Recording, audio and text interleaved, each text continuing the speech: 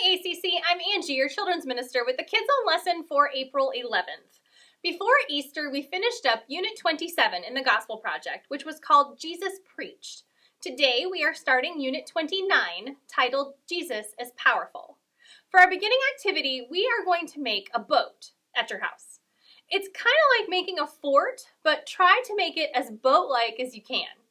Ask your parents to help you turn a large table upside down and cover the sides with some sheets. You can also get a broom and make a mast with a pillowcase sail. Make it as fun and creative as you can. Then everyone can get in your boat and watch the rest of this lesson. In our Bible story, Jesus and his friends take a boat ride. Our story this week is called Jesus Has Power Over Creation, and it comes from the books of Matthew, Mark, and Luke. Jesus taught people about God and his kingdom. One day, Jesus taught crowds of people all day. They were near the sea.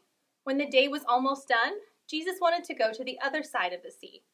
So Jesus and his friends, the disciples, got into a boat and began to cross the sea. Some of the people from the crowds followed them in their own boats. Jesus' friends steered the boat, and Jesus fell asleep on a cushion. All of a sudden, a storm came. The wind blew strong, and the waves crashed into the boat. Even though many of Jesus' disciples were fishermen, they had never seen a storm like this before. Water from the sea splashed into the boat, and the disciples were afraid. If the boat filled up with water, it would sink. Then Jesus and all his friends might drown. They looked at Jesus, but he was still fast asleep. If anyone could help them, it was Jesus, so they woke him up. They said, "Lord, save us, we're going to die." Jesus opened his eyes and saw that his friends were afraid. He got up and spoke to the wind. Then Jesus said to the sea, "Silence, be still."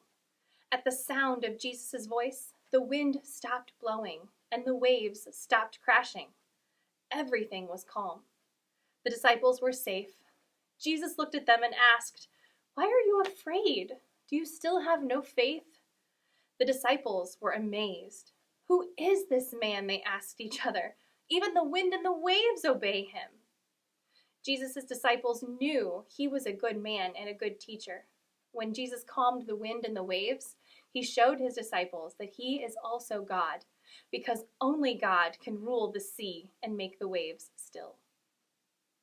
For our lesson activity, we're going to make aluminum foil boats. You'll need about 6-inch squares of aluminum foil, one per person.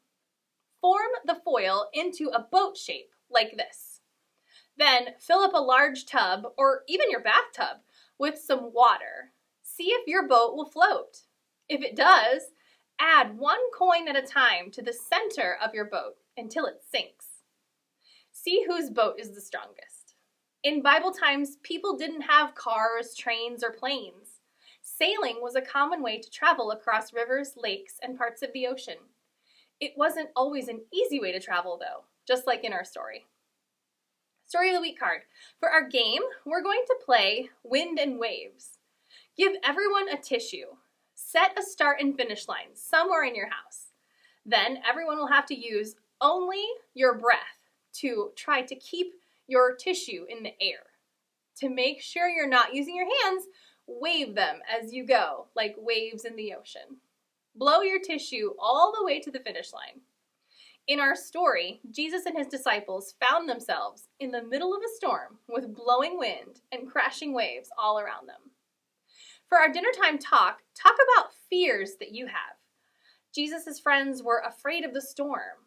We all have fears, but if we put our trust in Jesus, we really don't have to fear anything.